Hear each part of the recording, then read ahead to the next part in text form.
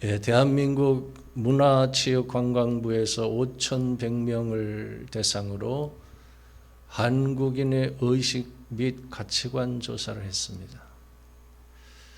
삶에서 가장 중요하게 생각하는 가치관이 무엇인가 질문한 결과 건강이 40%로 가장 높았고 행복한 가정이 21%였고 경제적 부여가 18% 등의 순으로 나타났습니다. 한국인은 가정보다 건강을 더 중요하게 여기는 특징을 보여주고 있습니다. 과연 오늘 여러분이 삶에서 가장 중요하게 생각하는 가치는 무엇입니까? 흔히 잠언을 가리켜서 인생의 처세술을 가르쳐주는 책이라고 말합니다. 그러나 단순한 처세술에 대한 책이 아닙니다. 그보다는 주의 자녀들이 세상에서 어떻게 살아갈 것인가를 가르쳐주는 책입니다. 단순히 지혜의 왕 솔로몬이 기록한 책이 아니라 성령의 감동하심으로 기록된 하나님의 말씀인 것입니다. 오늘은 그 잠언에서 가르쳐주고 있는 행복한 인생을 위한 지침에 대하여 함께 생각해 보려 합니다. 우리 함께 본문 11절을 한 목소리로 다 같이 한번 읽겠습니다. 다 같이 시작. 의인의 입은 생명의 샘이라도 악인의 입은 독을 머금었느니라.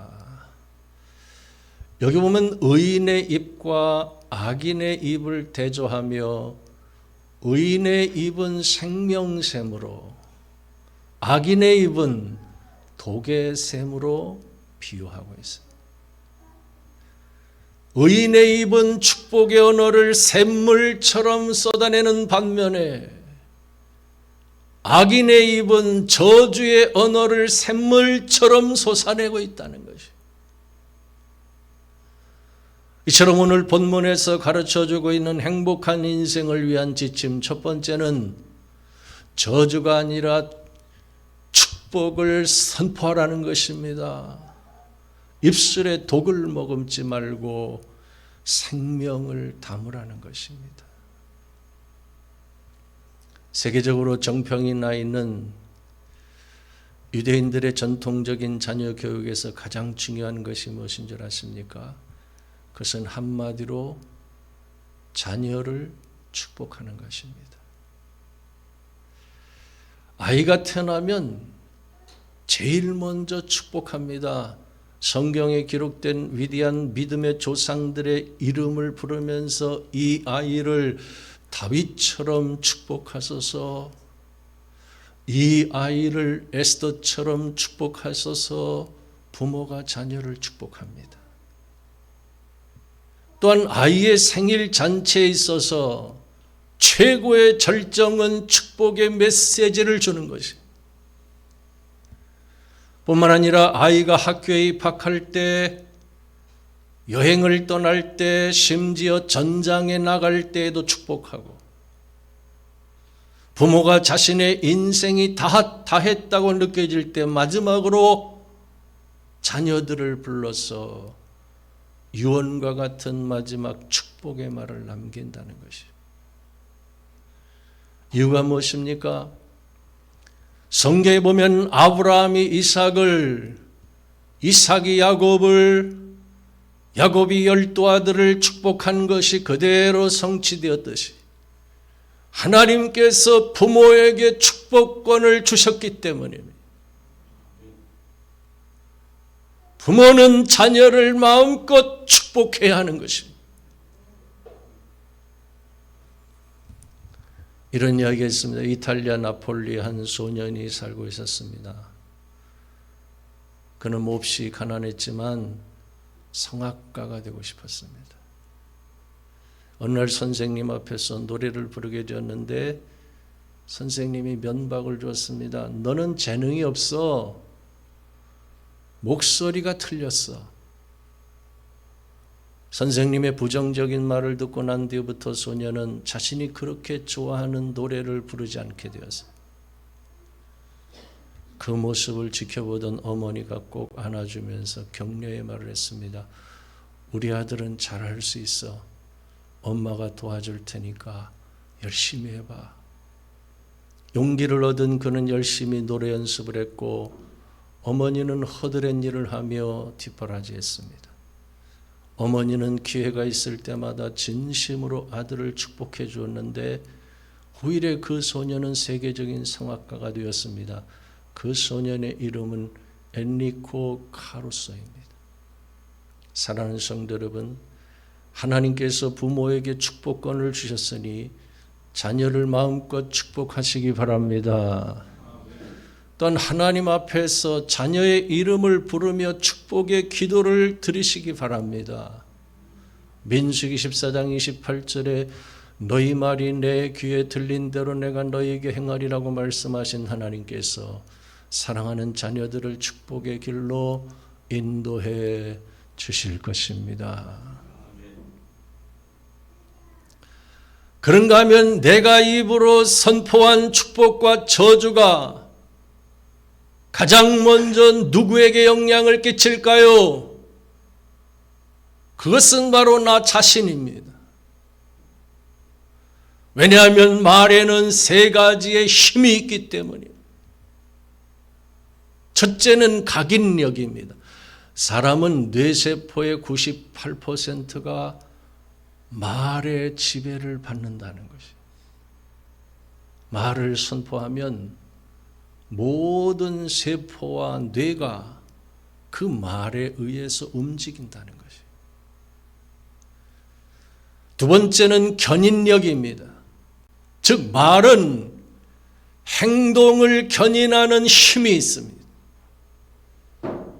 말하고 선포하면 그 말이 뇌에 박히고 행동을 지배하기 때문에 내가 말하는 것이 나의 행동을 이끌게 된다는 것이에요. 셋째는 성취력입니다. 견인력을 넘어서 성취하도록 끊임없이 이끌어간다는 것이에요.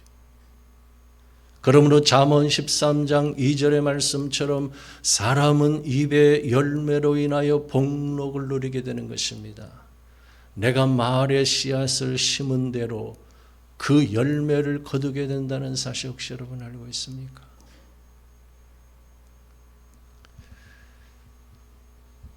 반면에 악인의 입은 독을 머금는다고 했어요.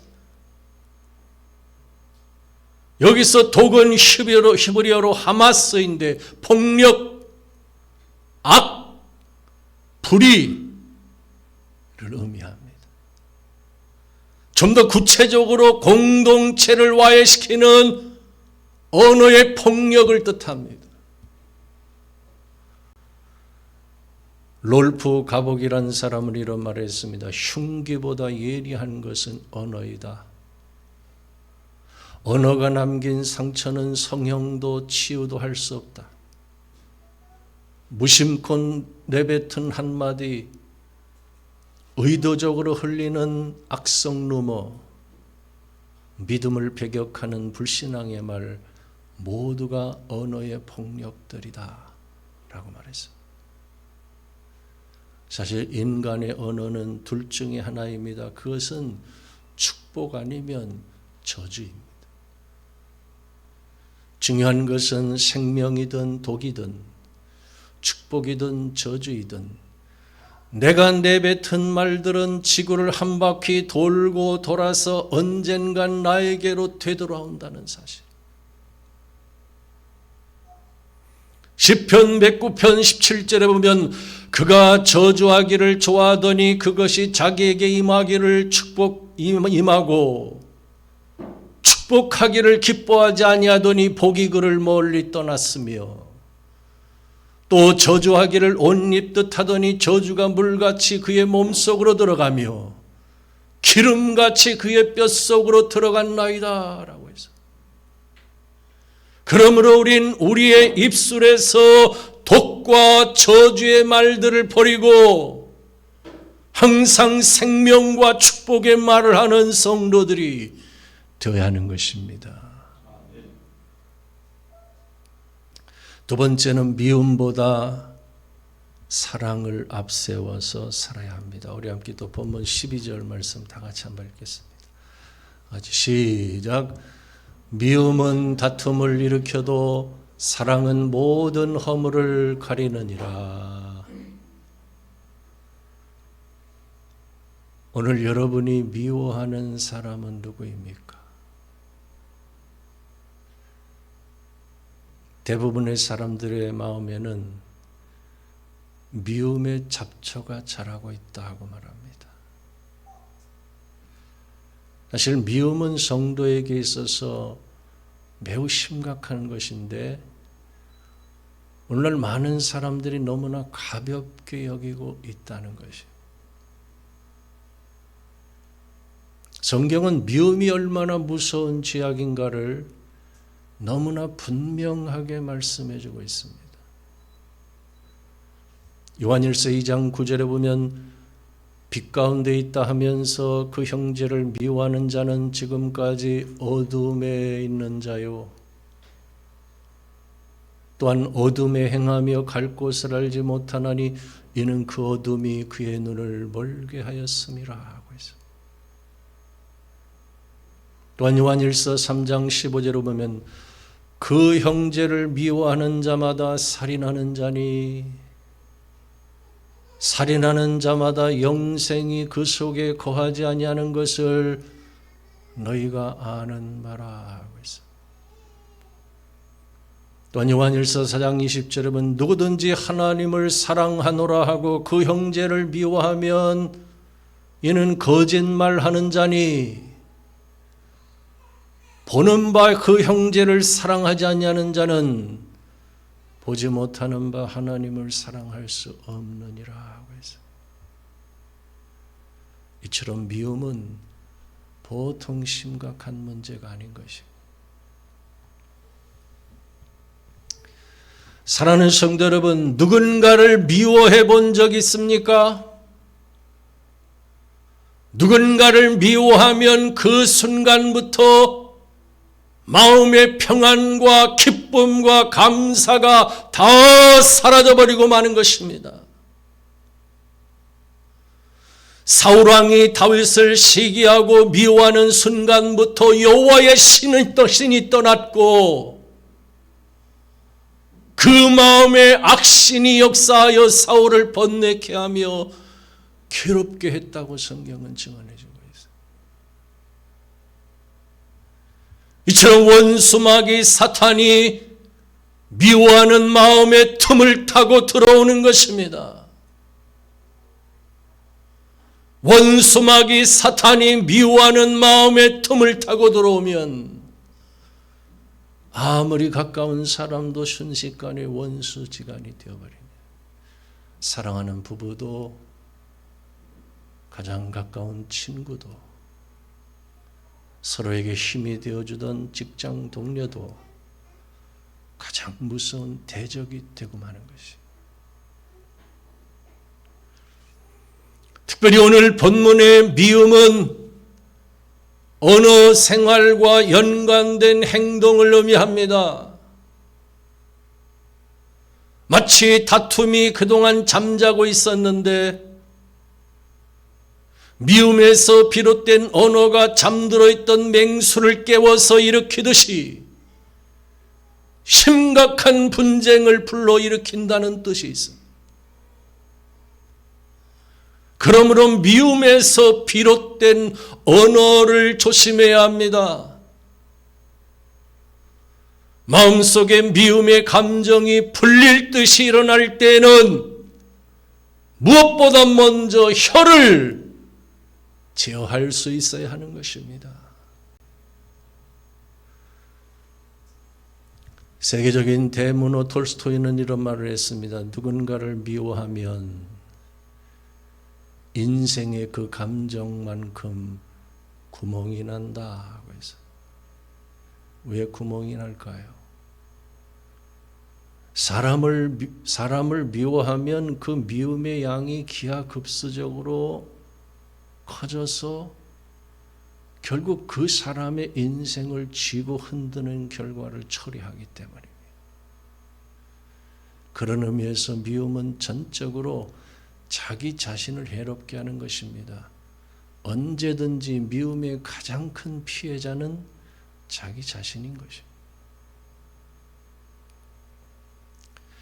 더 심각한 것은 미움은 단순히 미움으로만 끝나지 않는다는 사실입니다.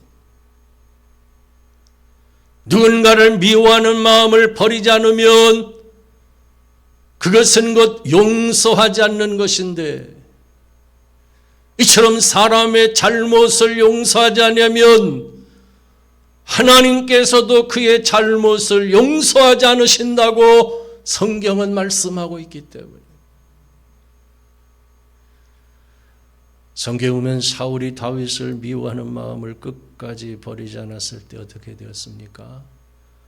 그는 하나님께 버림을 당하고 말았습니다. 과연 오늘 여러분은 누구를 미워하고 있습니까? 어떤 사람을 용서하지 못하고 있습니까? 하나님께서는 레위기 19장 17절에 너는 내 형제를 마음으로 미워하지 말라고 말씀하셨어요.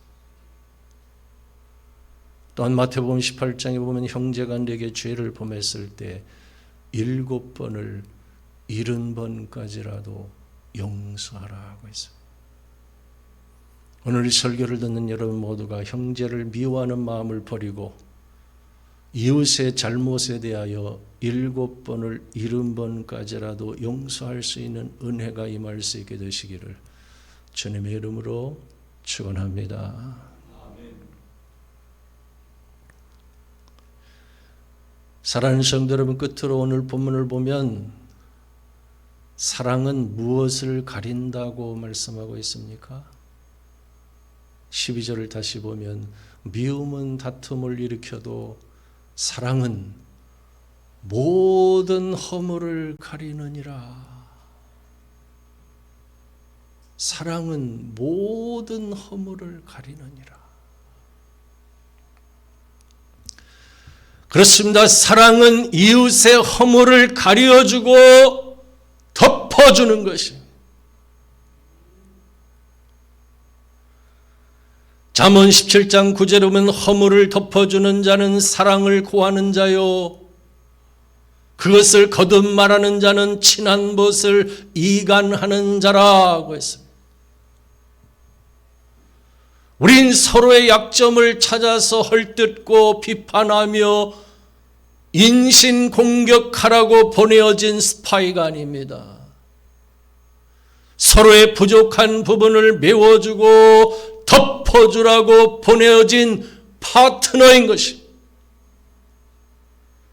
예수님은 우리의 실수나 아픔을 꾸짖기보다는 사랑으로 감싸고 덮어주시는 분인 것입니다.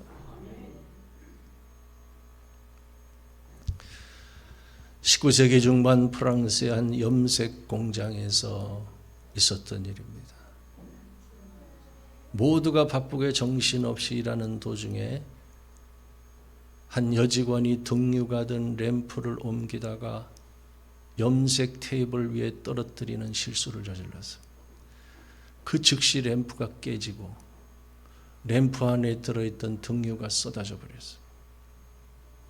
그 실수로 인해 테이블에 올려둔 작업물들은 단숨에 엉망이 되었고, 바쁜 와중에 작업이 중단된 공장 직원들은 투덜거리며 화를 냈어요. 허나 공장의 대표였던 장 바프티스트 졸리는 두려움에 떨고 있는 여직원에게 괜찮다고 위로하며 화를 내지 않았고 그 상황을 주의 깊게 관찰했어요. 그때 염색 공장의 작업대를 덮고 있는 테이블보는 계속되는 작업으로 여러 가지 염색약에 얼룩져 있는 반면에 여직원이 등유를 쏟아버린 부분만 얼룩이 점점 지워지기 시작했어요. 그때 장 바프티스트 졸리에게 섬광처럼 스치는 생각이 있었어요. 그것이 오늘날 세탁산업의 한 축이 된 드라이 클리닝이 발명되는 순간이었어요.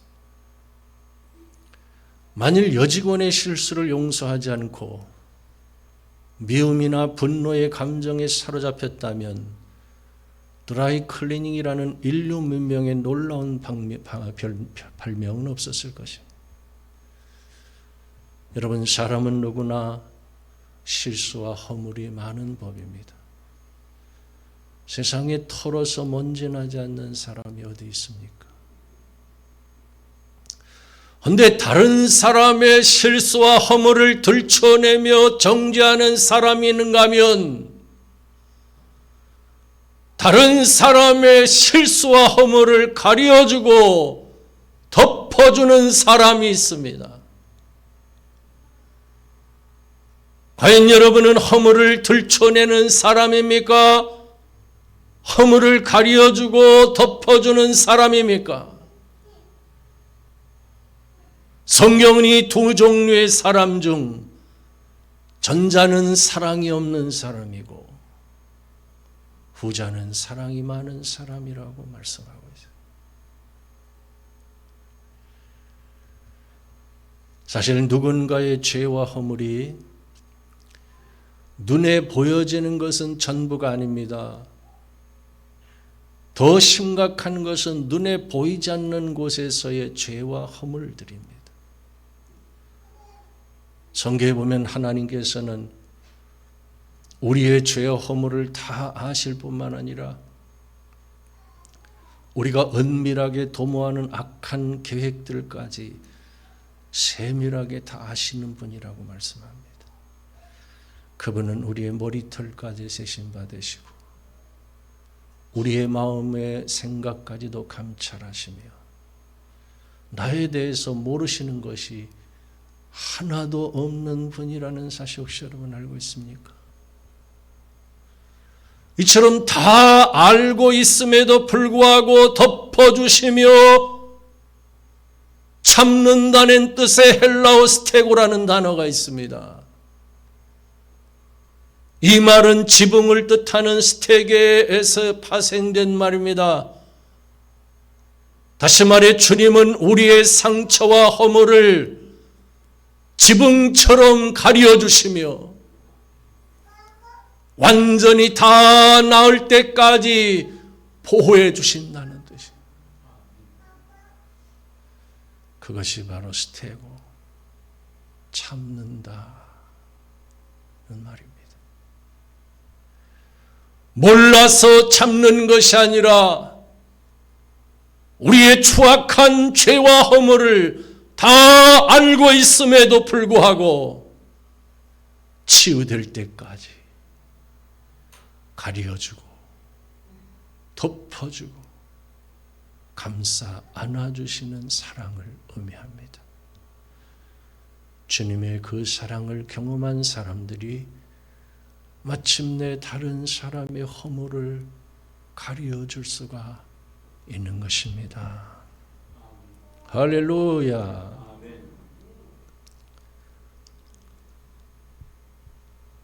과연 하나님께서 어디까지 참아주실까요?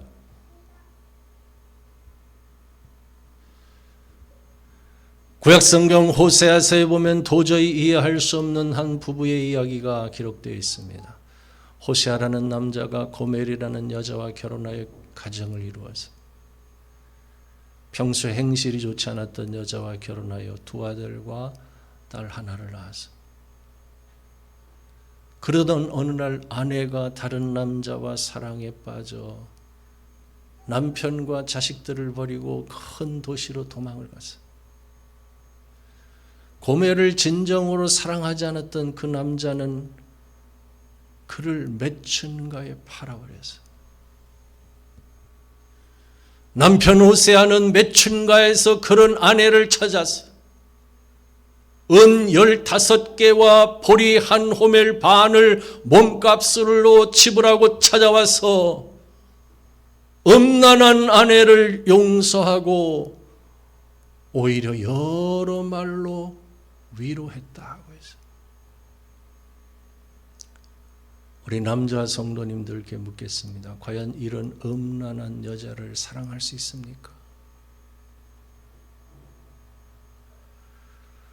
오늘 우리 사회는 20대부터 70대까지 치정살인이 얼마나 많은지, 치정살인에는 나이가 없다고 말할 정도가 되었어요. 그만큼 가장 용서하기 힘든 것이 불륜입니다. 음란한 죄악입니다. 하나님께서는 고멜과 같이 음란하고 추악한 사람의 죄와 허물을 다 알고 있음에도 불구하고 돌아올 때까지 죄와 허물을 가려주고 덮어주고 감싸 안아주시는 분이라는 것이. 그렇습니다, 여러분. 사랑은 상대방의 허물을 가려주는 것입니다. 예수님께서 용서받을 수 없는 우리의 죄와 허물을 십자가에서 값없이 덮어주셨던 것처럼 이웃의 죄와 허물을 값없이 덮어주는 것이. 반면에 끊임없이 들춰내고 정죄하며 심판하면 오늘의 이스라엘과 팔레스틴 하마스, 레바논의 헤즈볼라처럼 율법주의자들인 유대교와 아랍의 이슬람권 간의 전쟁이 그치지 않고 있는 것처럼 비참한 결과를 가져오게 되는 것이. 눈에는 눈, 이에는 이, 끊임없는 보복은 하나님의 사랑이 아닙니다. 오늘 이 설교를 듣는 여러분 모두가 우리의 죄와 허물을 가려주고 덮어주고 감싸 안아주시는 하나님의 사랑을 깨닫고 이웃의 죄와 허물을 가려주는 사랑을 실천하며 살아가는 성도들이 되실 수 있기를 주님의 이름으로 축원합니다. 기도하겠습니다.